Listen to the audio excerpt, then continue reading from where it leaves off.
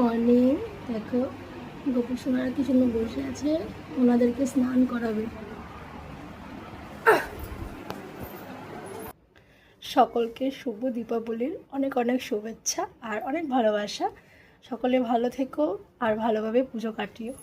তো চলো, সকাল সকাল স্নান তো হয়েই গেছে, এবার হচ্ছে সামনে যাব আমাদের মন্দিরের ওখানে।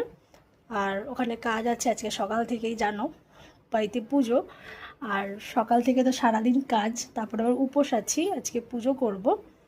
আর এবার ঘরেরটা গুছিয়ে তারপরে আমি ওদিকে চলে যাব মন্দিরে।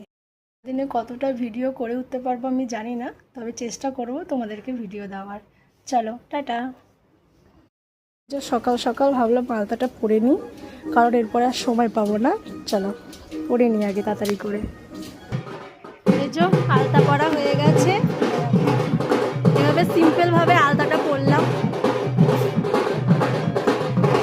বাড়িতে ভাজছে হয়েছে, দেখো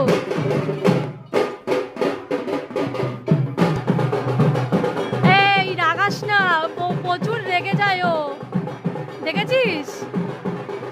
দেখ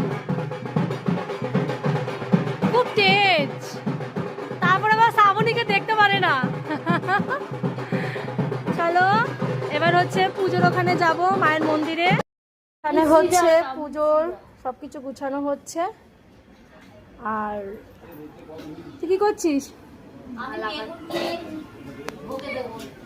তুমি ভোগের জন্য ইয়ে করছো, সবজি গুছাচ্ছ?